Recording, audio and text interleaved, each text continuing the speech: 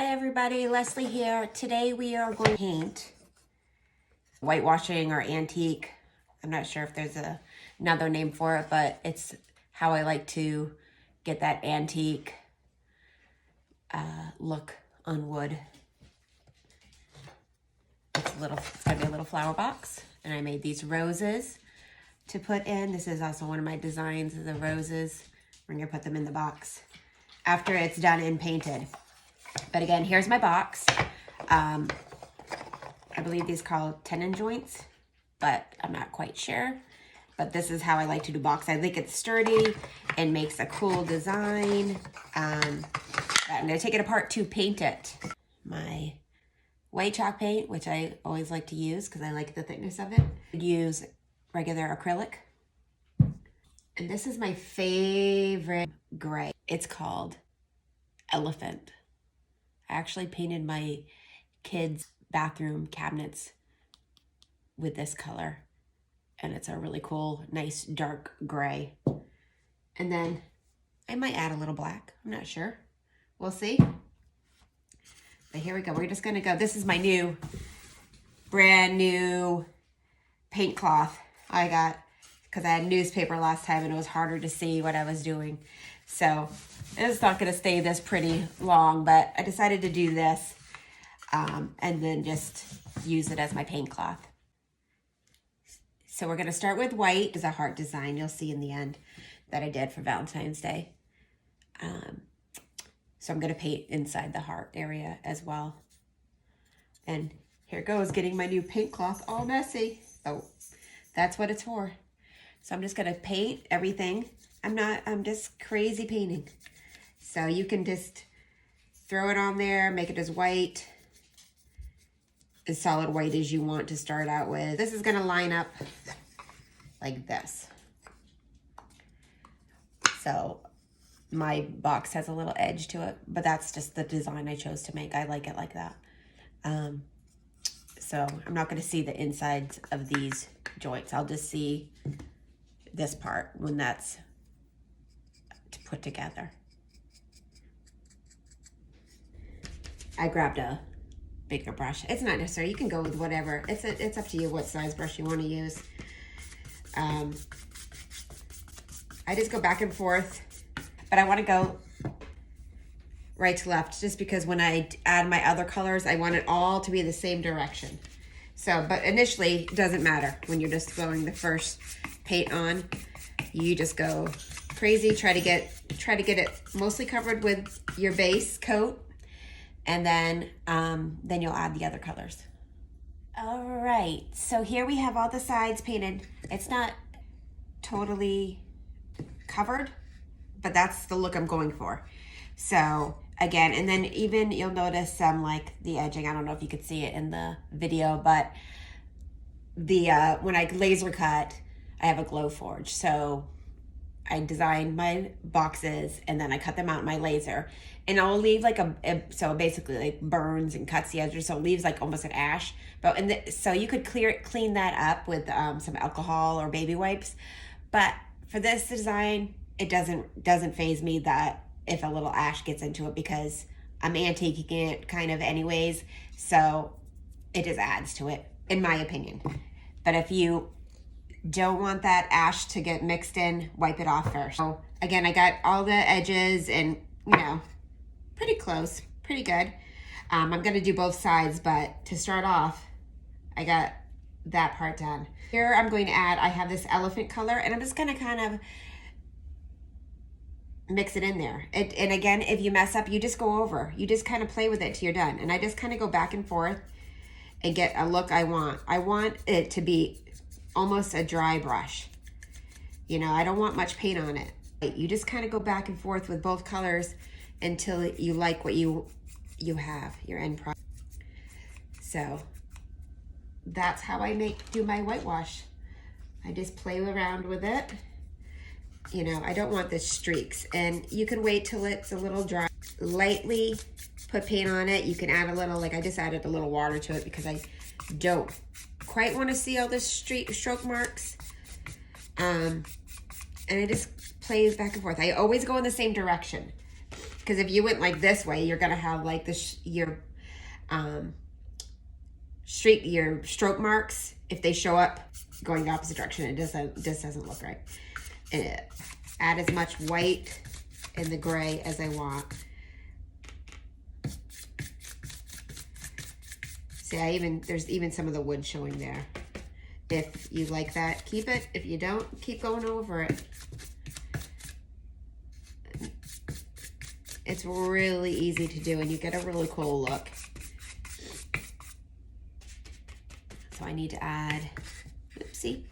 Oh, I got paint on my new cloth. I could have put some white paper down underneath, but I like this. I like to just use the cloth, and I don't care if it gets every color on it.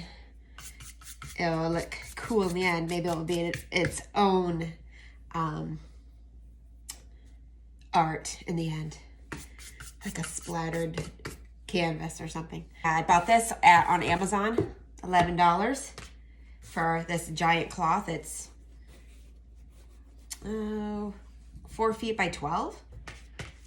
Just a paint cloth. It's great, but you could even use these as tablecloths. I was thinking, just like a regular. It looks like it's like a linen cloth. It looks like if you like that linen look, you could just buy one of these paint cloths and use it as a tablecloth. All right, so I'm just going back and forth to see if I get the look I want. Add a little, you know, if you just want like, oh, I need a little bit darkness there, just add a little more of your gray wherever you want it. We have 2 sides to do here, so you can also sand it afterwards too if you like that look as well.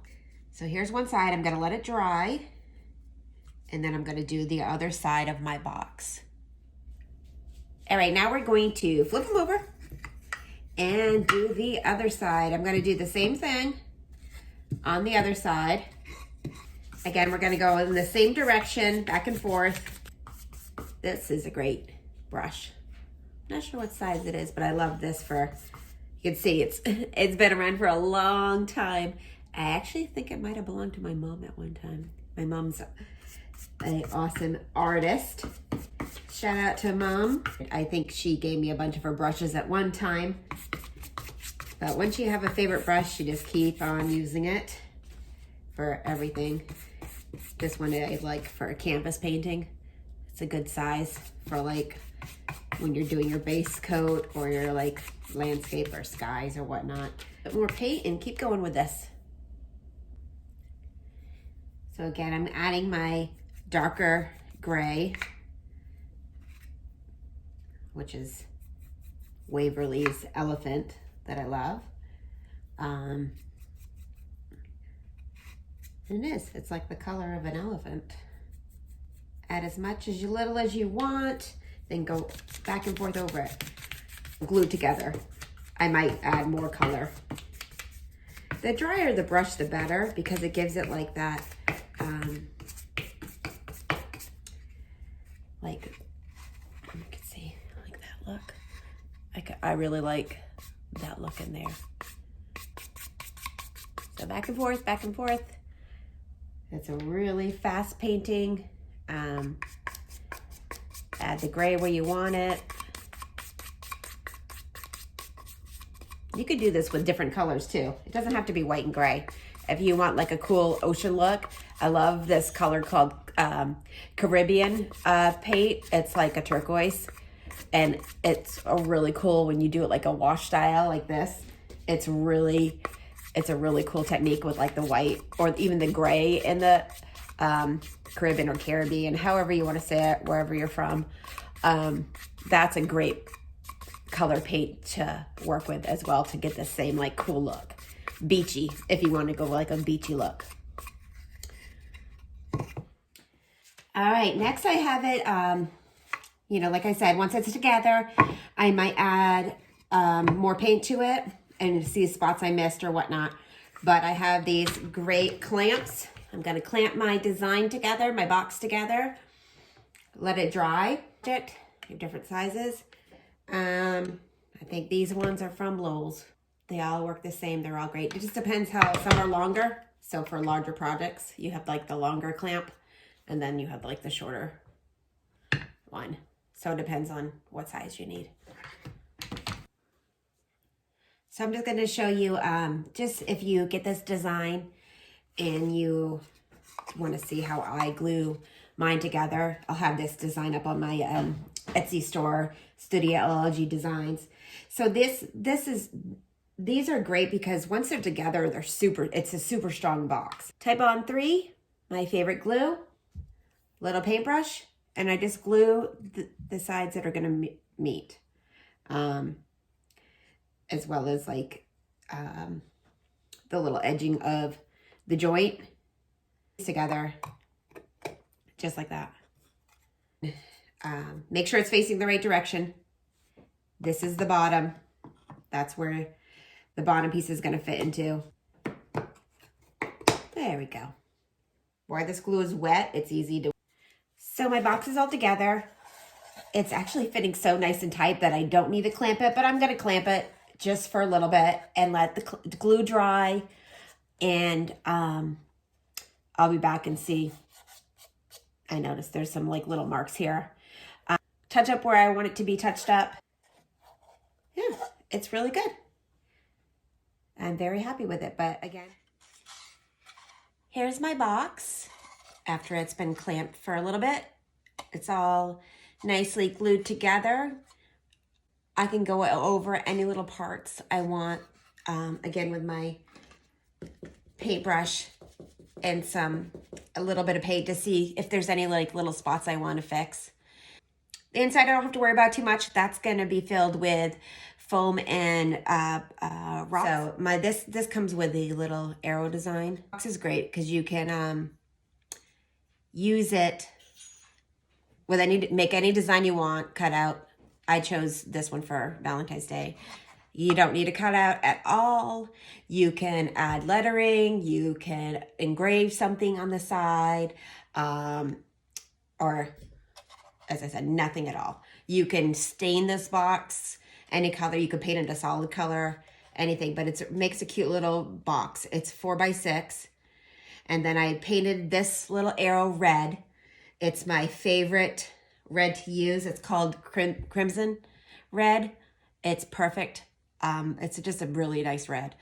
And then I also painted my roses. These are my wooden roses. I painted those the same crimson red. And then the background, I added a little brown to the red and sort of get the 2 different color tones. And that's my rose design. And I'm going to add all these roses to the box. All right, so here's my box with a little bit of foam started and some of these rocks. I just went to the Dollar Tree, got some foam and these little glass little rocks, and I'm gonna add my roses. Let's see if I can do this way. So I'm just gonna add them. It doesn't really matter.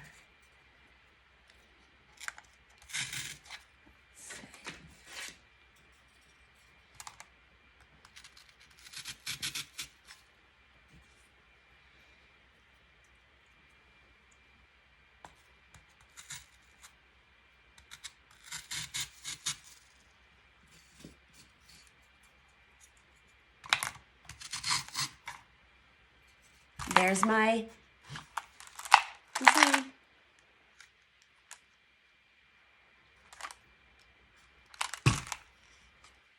Thank you. If you like this video, give me a thumbs up. If you know any of my other projects you want to see me paint on video, let me know. I love doing flowers, and that's my favorite thing to do right now is make different wooden flowers. So I'm always up for a challenge of designing the next flower.